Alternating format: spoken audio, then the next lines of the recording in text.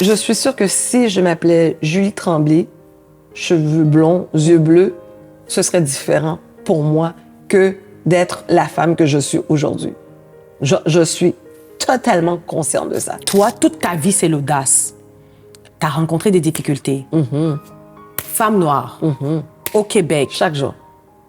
C'est pas facile.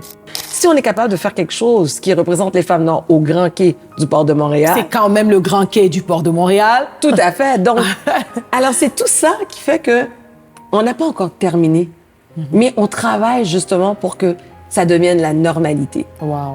Et moi, j'y crois. Je m'accroche à ça. Les femmes silencieuses n'écrivent pas L'histoire. Ouais. Les personnes silencieuses n'écrivent pas l'histoire. Exactement. En toute audacité. Absolument.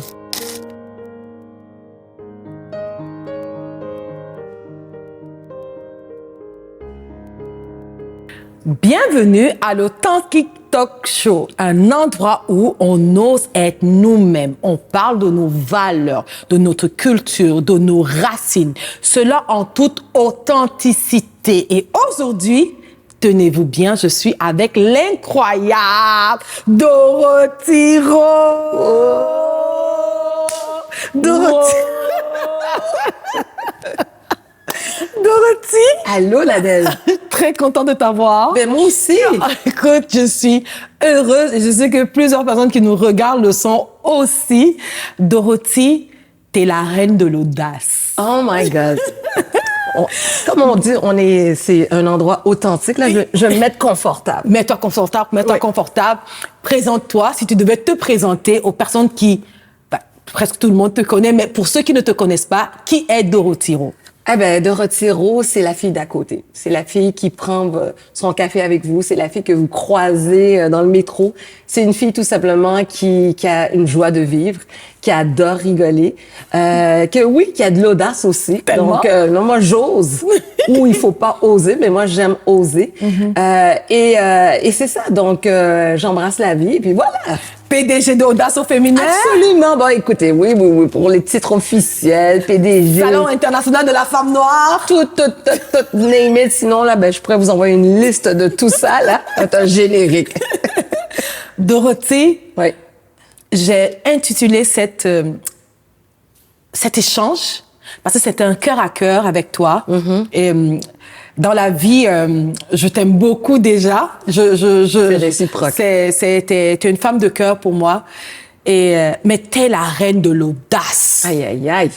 C'est un lourd titre, ça. Non, mais quand quand je pense à toi, je pense à l'audace. Dis-nous, t'es la première femme comédienne noire au Québec. Et au Canada. Wow! Francophone. Francophone au Canada. Ouais. Toute une audace, ça. Oui. Parle-nous de ça. Alors, écoutez, j'adore rigoler, comme je l'ai dit d'entrée de jeu. C'est vrai que t'es drôle. Et on me disait toujours que je devrais faire l'humour. Donc, à un moment donné, j'avais plus rien à prouver. Je me suis dit, c'est quoi, je me lance dans l'humour. Je constatais qu'il y avait personne qui nous ressemblait ici au Québec. Je me suis dit, on va y aller. OK. Et puis, c'est ce qui est arrivé. J'ai été à l'École nationale de l'humour. J'ai fait des shows. Je suis allée jusqu'en Haïti, au Sénégal. Ah non, j'ai adoré pendant des années. Et c'est quelque chose que je me vois faire plus tard. J'ai un objectif. J'ai tellement de rêves à faire. Donc, à un moment donné, je vais trouver le temps de retourner sur la scène. J'ai eu la chance, je dis ça chance, d'être on est allés en Côte d'Ivoire ensemble. C'était le lancement d'Authentique, tu te souviens? Oui. Et moi, j'étais une semaine avec Dorothy. Hey, t'es drôle. Non, mais je me rappelle que nous, on allait travailler, on revenait et je disais, j'espère que Dorothy dort pas. Non. Parce que Dorothy, tu prends tout avec bonne humeur. Il faut. Est-ce que tu as toujours été comme ça? Toujours. Moi, j'ai toujours dit que la joie, c'est comme un muscle. Il faut le développer. Et dans les moments les plus difficiles de ma vie. Donc, pour moi, le moment le plus difficile, c'est quand ma mère est décédée. OK. Et elle est décédée suite au cancer du sein. En fait, par la suite, c'est une métastase, tumeur au cerveau. OK. Et à un moment donné, ma mère qui m'a dit, ta mère est mourante et toi, tu continues de sourire, tu continues de rire. Oui. Et là, j'ai dit à ma mère, maman, c'est la seule chose que tu peux pas m'empêcher ou m'enlever. C'est de continuer de sourire et de rire parce que pour moi, le moment que je vais arrêter de prendre plaisir à la vie, ben, ça marchera plus. Mais oui. Comme je dis toujours à mon père, je dis, dès qu'il y a un sourire, on peut toujours trouver une solution. Oui. J'aime mieux passer à travers mes problèmes dans la joie que dans la tristesse. Mais oui, ça fait toute une différence. Absolument. Donc, c'est pour ça que moi, j'ai toujours dit, c'est vrai que je rencontre, comme tout le monde, des enjeux, des obstacles, tout ça, mais m'arrêter, rigoler. Des fois, là, je regarde simplement les petits reels là, sur Facebook, là, qu'on fait des mauvais coups. Oh my God! Ça me fait tellement rire. Et tu sais quoi, on aurait dû faire ce jeu-là là, avec le pain pita, là, se donner une claque. Ça ferait été le fun. Ça aurait été bon, ça. Ah oui, mais j'adore ça. Je trouve que ça fait tellement du bien de rire. Et on rit pas assez souvent. C'est vrai. Et moi, quand je ris, là, je suis la Castafiore. Je ris à gorge déployée. Et ton rire est contagieux. Ah non, mais toi, donc on sait. Donc non, il faut rigoler, il faut rire. Et c'est la meilleure des choses qu'on peut avoir dans la vie. Tu transportes la bonne humeur. Tu transportes la bonne humeur. Tu as créé de tes difficultés, tu crées la vie. De tes difficultés sort la vie parce que tu as créé tes tombes drôles. Parle-moi de ça, s'il te plaît. Alors, tes tombes drôles, je vous ai parlé de ma mère qui a eu le cancer du sein. C'est suite à son expérience que j'ai décidé de créer cette campagne inclusive sur le cancer du sein, mais justement avec une dose d'humour. Parce que tout ce qu'on voyait, c'était souvent les rubans roses. C'est ça. C'est toujours un discours très difficile. Oui. Alors, pourquoi pas le rendre accessible? Oh, wow. Donc, on l'a appelé « T'es tombé drôle ».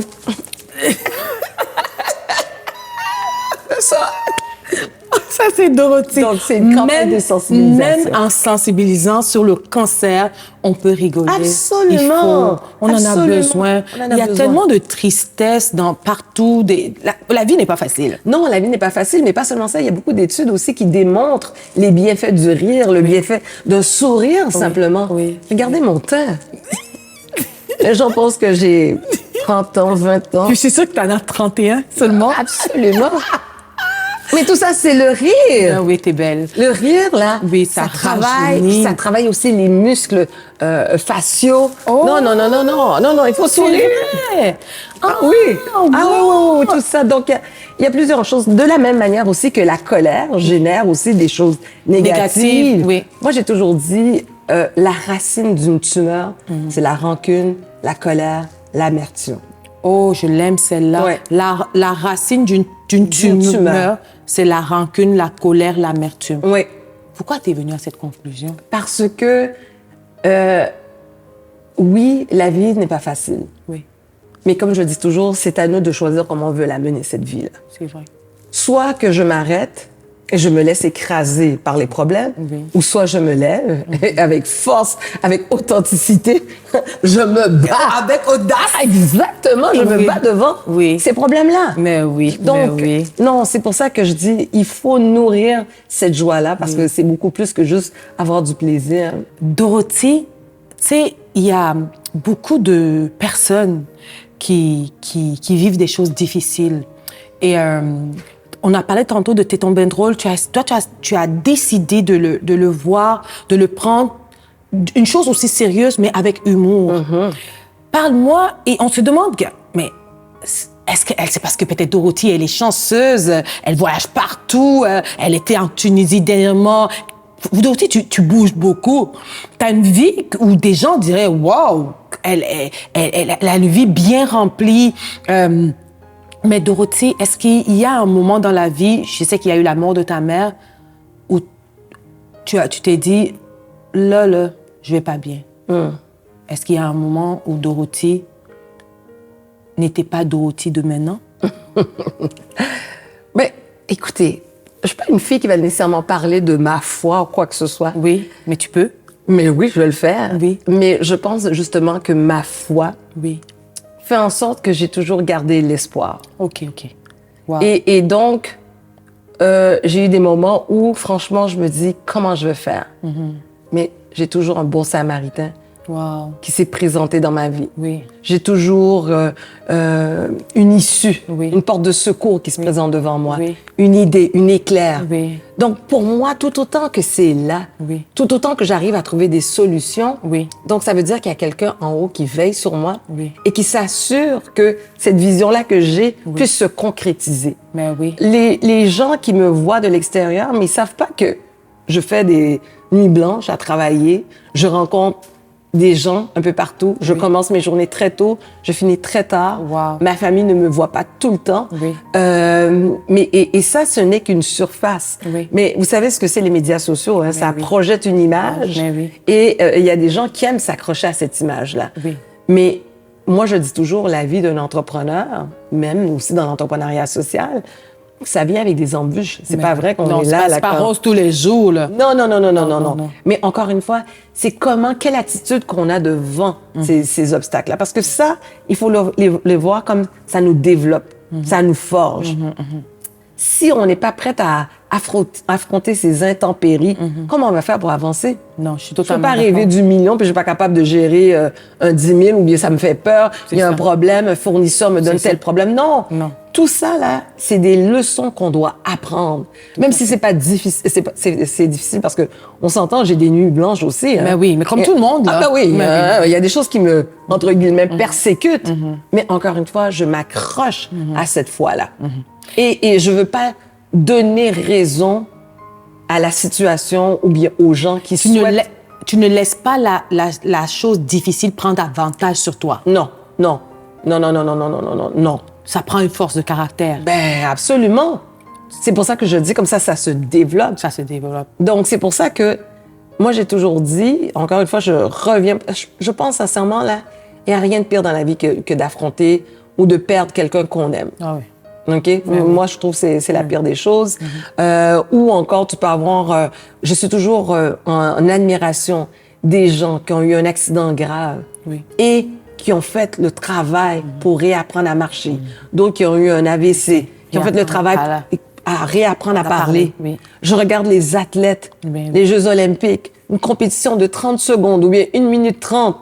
Ils pratiquent pendant 4 ans. 7 jours sur 7 quasiment. Une rigueur, une discipline, un dévouement. Alors, de quoi je vais me plaindre, moi? J'ai la santé, les gens que j'aime sont là autour de moi. Regarde, tu sais quoi? Ça veut dire que j'ai le courage de passer à travers. Dorothy, il y a un aspect de toi, moi je peux en parler. Tu aimes donner au suivant. Tu aimes donner au suivant. Tu sais donner au suivant. Je me rappelle quand j'ai commencé Authentique, j'ai commencé au Salon international de la femme noire. Absolument. Oui, Authentique a pris la place, la moitié du Grand Quai. Et je pourrais regarder dans tes yeux et je pense quand j'ai eu le temps de parler avec toi, tout ce que tu me disais, c'est « Vas-y, là, hey, tu me connaissais pas, on s'était jamais vus. » Non. Et puis tu me dis « Go, vas-y, lâche pas, si tu as besoin de moi, je suis là. » Et puis moi, je me suis dit « Mais c'est qui elle? » Ah non, mais pour moi, ça, c'est important. Chaque personne qui vient me parler, là, faut qu'il reparte avec la motivation. Wow. C'est pour ça que même moi, quand j'arrive, je présente des projets, des idées. Et quand je vois qu'il y a des gens qui veulent me décourager ou bien qui me disent « Oh, ça va pas fonctionner, tout ça », tout de suite, ces gens-là, OK, on passe. Ah non, mais je vais pas les revoir en plus après, hein? Non. Restez, vous allez être témoin de ce que je vais accomplir. Wow. Donc, quand les gens viennent me voir, quand je vois des gens faire des réalisations, et justement, prenons ton exemple, où tu es arrivé et tu as dérangé parce que, tu as pris un espace que même des commanditaires n'avaient pas cet espace-là. Et deuxièmement, on vous a vu, vous étiez bruyant, vous avez occupé l'espace. Mais quand je dis bruyant, c'est vraiment dans le bon sens. Tu étais venu avec l'objectif de faire connaître Authentique. Mais oui. Et qu'est-ce que ça a donné? Ben, ça a donné des résultats. Mais il y avait des gens qui étaient intimidés par ça. C'est qui elle? C'est qui? Non. Il y a de la place pour tout le monde. Mais oui. C'est juste à toi de l'apprendre. Et toi, là, tu n'as pas hésité. Et là, on parle d'audace. Oui, ben justement, tu as eu de l'audace. Et moi, j'adore ça. C'est sûr que toi, toute ta vie, c'est l'audace. Tu as rencontré des difficultés. Femme noire, au Québec. Chaque jour. C'est pas facile. des exemples où tu as dit, oh my God, il faut encore que ça évolue. Il faut encore que la mentalité change. Aujourd'hui. Oui, aujourd'hui. Une femme vient me voir. Une femme qui était cadre dans une industrie. Gros salaire, 150 000. Qui vient me voir pour me parler d'une problématique qu'elle a eue à propos de la misogynie noire, discrimination, et que là, présentement, elle amène en cours son employeur. Et donc, elle vient parce que Audace au féminin, c'est vrai qu'on a accès au niveau de l'entrepreneuriat, mais les femmes noires, ils retrouvent aussi des ressources. Mais oui. Alors moi, je peux la rediriger vers des avocats, tout ça. Psychologues, et ainsi de suite. Donc, quand je vois ça, c'est sûr que ça me fait quelque chose parce qu'on est en 2025 et c'est pas encore terminé notre combat. C'est vrai qu'il y a eu des progrès, puis on va continuer, mais on peut pas se fermer les yeux sur des réalités qui existent, donc auxquelles nous sommes toujours confrontés. Et malheureusement, comme je dis, oui, j'ai toujours dit que Audace au féminin est à l'image de la femme noire. Ce que la femme noire vit comme enjeu, l'organisation aussi le vit. C'est-à-dire que nous, on doit tailler et on doit se battre pour notre place. On doit toujours se justifier. Ça fait, par exemple, 7 ans que le Salon international de la femme noire existe, qui accueille des milliers et des milliers de personnes. La dernière édition, on avait Justin Trudeau. Wow! Hey, j'en ai profité. Je sais. Il est venu dans notre stand authentique, là. Oui. Écoute. Ah non. Il est resté dans notre stand un bon 5 minutes de nous a félicité. Absolument. Merci pour de nous faire vivre ce genre d'instant. Merci. Ça fait un plaisir. Alors, tu sais, nous, on a réussi à avoir Justin Trudeau, mais comme à chaque année, on a des ministres de tous les paliers, la mairesse et ainsi de suite. Et je suis sûre que si je m'appelais Julie Tremblay, cheveux blonds, yeux bleus, ce serait différent pour moi que d'être la femme que je suis aujourd'hui. Je suis totalement consciente de ça. On est encore à ce niveau-là. Ah oui, on est encore à ce niveau-là parce que quand on réalise l'impact social, les retombées économiques, les avancées, comment on a défié le statu quo de l'écosystème entrepreneurial du Québec Inc. Et même aussi du Canada. On a été la première organisation qui parlait des femmes noires entrepreneurs. Bravo. Et puis de regarder aujourd'hui que tout ce qu'on a réalisé, Audace au féminin, a été un blueprint pour beaucoup d'organisations, mais même aussi au niveau événementiel. Mais oui. On a créé des standards. Ça a permis à des gens de rêver plus grand, de se dire, nous aussi, on va faire tel événement, on va occuper cet espace-là. Pourquoi? Parce que si on est capable de faire quelque chose qui représente les femmes noires au Grand Quai du port de Montréal... C'est quand même le Grand Quai du port de Montréal. Tout à fait. Donc, alors c'est tout ça qui fait que on n'a pas encore terminé, mais on travaille justement pour que ça devienne la normalité. Wow. Et moi, j'y crois. Je m'accroche à ça. Moi aussi, j'y crois. Oui. De toute façon, nous, authentiques, nous, on a profité, on s'est posé sur les ailes de Audace au féminin. Ça fait partie de nos, j'appelle ça nos parents. Dans l'écosystème, on a des organismes qui nous encadrent et tu en fais partie. J'en suis tellement fière. Et je suis aussi fière de dire à une femme entrepreneur qui m'entend, qui m'écoute, que il y a des organismes qui existent et qui font la différence. Tout à fait. T'as un programme qui est important. Il faut qu'on le mentionne, c'est le mentorat. Oui. Oui, le programme de mentorat. Oui. Parle de ça parce que, tu sais, aujourd'hui encore, il y a des entrepreneurs qui ne savent même pas que des organismes comme Audace au féminin existent. Absolument. Et moi, je suis toujours étonnée de rencontrer des entrepreneurs, et on s'entend, pas uniquement des entrepreneurs des communautés noires, mais dans plusieurs autres communautés qui ne sont même pas au courant des différents acteurs de l'écosystème, que ce soit au niveau des prêts financiers, que ce soit au niveau de l'accompagnement. Bref, ils sont pas au courant de ça. Et oui, tu parles d'un de nos programmes, qui est le programme de mentorat de l'audace à l'excellence, qui est un programme qui a beaucoup de succès. Au contraire, comme je le dis souvent, on a une liste d'attente pour ce programme-là. Oh, wow! Ouais. Les mentors qu'on a aussi. Oui, un bon nombre sont des femmes des communautés noires, mais aussi on a des gens de partout. On a des femmes et Québécois, côté série, entre guillemets. On a des Asiatiques. Mais toute personne qui est prête à aider des femmes. À les permettre de passer à un autre niveau. Exactement. Et là, on est content parce que nous, on a eu notre accréditation de Mentorat Québec. Bravo. Oui, merci. Bravo. Donc, on l'a reçu au mois de mai parce que pour nous, c'était encore important. C'est ce que je disais. Il faut toujours, malgré les retombées, il faut toujours qu'on puisse démontrer qu'on a notre place puis qu'on fait les choses comme les choses, en fait, ça doit se faire. Donc, nous, on est allé chercher cette accréditation-là pour être encore plus crédible auprès des mentorés, mais aussi auprès des mentors. Donc, quand les gens viennent prendre suivre le programme de mentorat, mais ils savent que c'est dans les normes. C'est comme il y a des critères, il y a un suivi qui est fait, tout ça. Donc, on a pu accompagner des entrepreneurs et aussi des professionnels. Quand même. La dernière cohorte, on a eu pour la première fois un homme et on compte ouvrir ça à beaucoup plus aussi que uniquement des femmes, mais aussi à des hommes parce que avec les dernières années, on a constaté aussi qu'il y a plus en plus d'hommes qui fréquentent les activités d'audace au féminin. Mais oui, l'audace au féminin n'empêche pas l'audace au masculin. Absolument, absolument. Et puis, on avait fait aussi un événement, un masterclass avec Dominique Anglade. Oui. Oh, wow. Et à ma grande surprise, il y avait beaucoup de personnes blanches qui étaient venues et qui nous ont dit avec étonnement qu'ils hésitaient de venir parce qu'ils pensaient que c'était un événement exclusivement féminin et noir. Oh! Et donc, je leur ai dit non, c'est pas le cas. Puis justement, quand ils sont venus, ils ont vu qu'ils n'étaient pas le seul. Donc, pour moi, ça aussi, c'est très important parce qu'on a toujours véhiculé cet esprit et d'inclusion. Et on peut pas faire de l'inclusion à un sens unilatéral. Non, c'est dans tous les sens. L'inclusion, c'est tous les sens. Tout à fait. Mais si les autres doivent être inclusifs, nous devons être inclusifs. En plus, c'est ça la beauté du Québec. Profitons-en, là. Exact. Puis moi, j'ai toujours dit, on peut pas faire avancer la cause des femmes sans inclure les hommes. On peut pas faire avancer la cause des Juifs sans inclure les musulmans. C'est ça. La même chose, les LGBTQ+, avec les hétéros, les noirs, avec les autres communautés. C'est ça, c'est le monde d'aujourd'hui. On est rendu là. Mais oui, donc, c'est le monde d'aujourd'hui. Donc, pour moi, on est rendu là, puis Audace au féminin regarde comment va le monde, regarde aussi l'économie. Puis, il va y avoir beaucoup de changements qui vont venir dans les prochains mois à venir. Mais c'est sûr.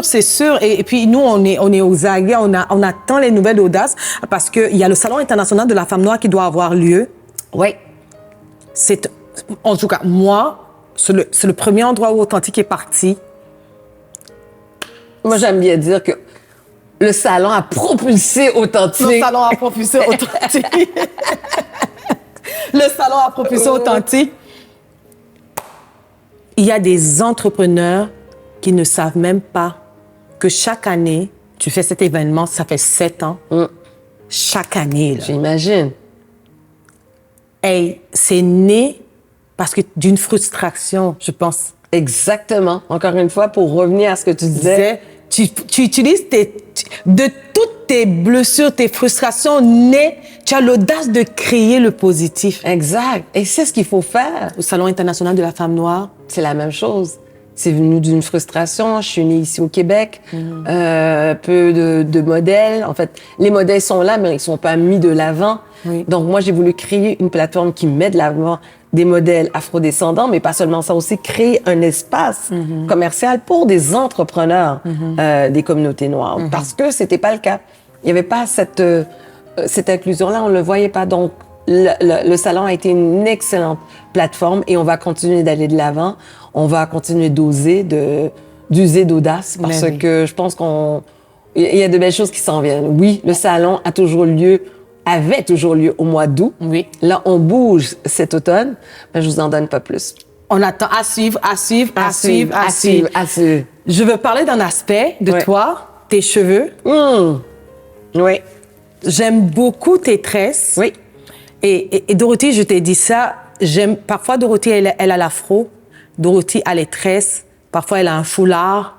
Dorothy, là, c'est la femme afro. Ouais. Dans toute son authenticité. Ah ben oui, moi, Parle-moi de ça. Ah ben écoutez, moi, Parce que notre mission chez Authentique, là, c'est de reconnecter la femme afro avec ses cheveux. Ses origines. Moi, je suis fière de ma négritude. Je suis fière de ma négritude et vous savez, moi, je viens d'Haïti, mais d'où mes parents viennent, c'est une région du Sud. Donc, ma mère, c'est une femme au teint clair, j'ai des tantes qui ont les cheveux jusqu'ici, d'autres qui sont blondes, tout ça. Mais on m'a toujours valorisée en tant que femme noire. En tout cas, ma mère et ses sœurs ont toujours fait ce travail-là. Et donc, moi, j'ai jamais été intimidée par une personne comme... Plus claire. Non, parce que vous savez, je te dis, vous savez, je te vous vois tout d'un coup. Mais tu sais que dans les communautés noires aussi, il y a le colorisme qui existe. Mais il y a, clairement. Oui, clairement, c'est vraiment le cas de le dire. Donc, il y a des enjeux, pas des enjeux, mais je veux dire, oui, il y a du racisme intracommunautaire, comme je peux dire. Donc, moi, j'ai jamais été complexée par rapport à cela. Au contraire, moi, au contraire, je me bronzais. D'ailleurs, je suis devenue hypersensible au soleil. Donc, je suis obligée de mettre de la crème solaire parce que je mettais de l'huile pour être encore plus foncée. Je me rappelle même quand j'étais en Martinique, les gens m'arrêtaient pour me féliciter pour mon teint. Wow, bravo. Donc, moi, mes cheveux, j'embrasse aussi mes cheveux naturels. Je dois vous avouer, ça a pris quand même un certain temps. Oui. Parce que avant, je mettais le défrisant. Un peu comme tout le monde. Un peu comme tout le monde. Moi, j'ai tout fait. Mais oui. J'ai essayé perruques, défrisants. Oui. Fait que je mettais le défrisant. Et pour moi, encore une fois, c'est juste plus facile. Donc là, j'avoue, à chaque fois que j'enlève mes tresses, j'adore mes cheveux naturels. Comme toi. Mais je suis paresseuse.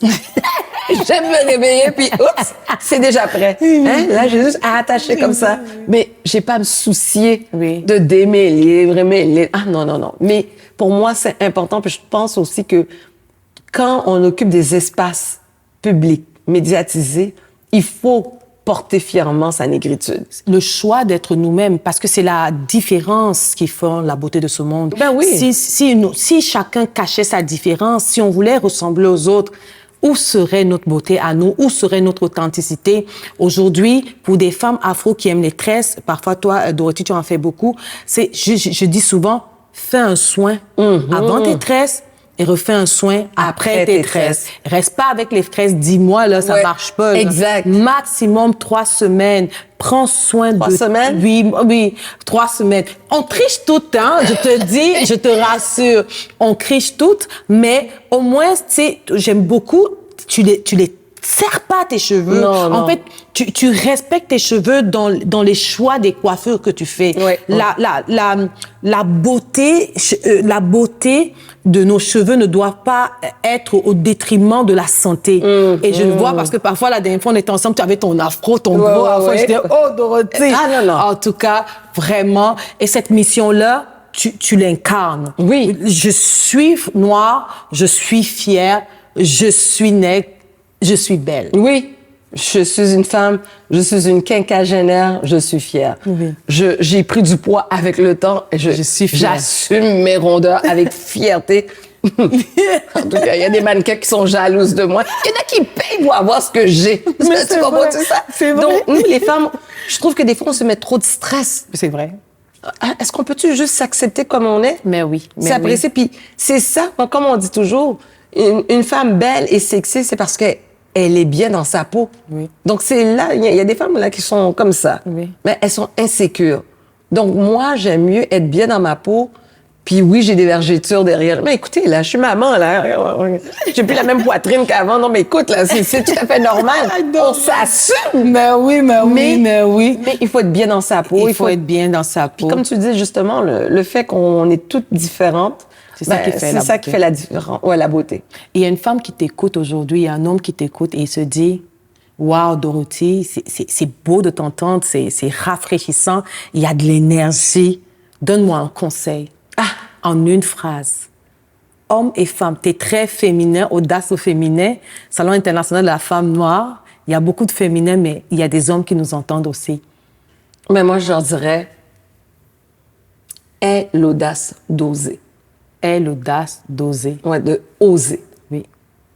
Faut avoir cette audace-là. Parce que qu'est-ce qui arrive, c'est que beaucoup de gens restent dans leur zone de confort. Oui. Il faut sortir de sa zone de confort. Puis sortir de sa zone de confort, ça veut pas dire de faire quelque chose d'extraordinaire ou quoi que ce soit. Non. Mais juste, par exemple, d'apprendre à dire non. Oui, c'est vrai. C'est ça. C'est vrai. Ça, c'est déjà beaucoup. Wow. Juste l'exemple de dire comme ça, écoutez, j'ai besoin d'aide.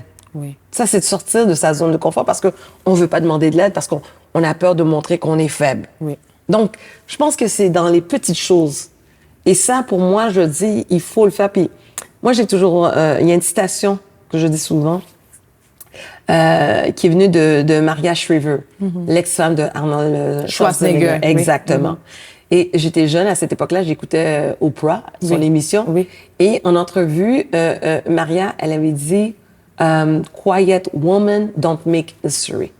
Donc, les femmes silencieuses n'écrivent pas l'histoire. Exact. Ah, j'aime ça. Les femmes silencieuses n'écrivent pas l'histoire. Tu es brillante. Ouais. Wow. Même les hommes silencieux? Exactement. Et c'est pas pour rien que lorsque je suis à quelque part, et c'est ce qu'on dit toujours aux femmes, c'est le moment de lever la main, de poser une question. Levez la main. Wow. Quand vous arrivez à une soirée, à un événement, pourquoi on va s'asseoir toujours en arrière? Prenez la place en avant. Les femmes silencieuses n'écrivent pas l'histoire. Ouais. Les personnes silencieuses n'écrivent pas l'histoire. Exactement. En toute audacité. Absolument. Dorothy Rowe, merci. Merci à toi. Hey! Wow!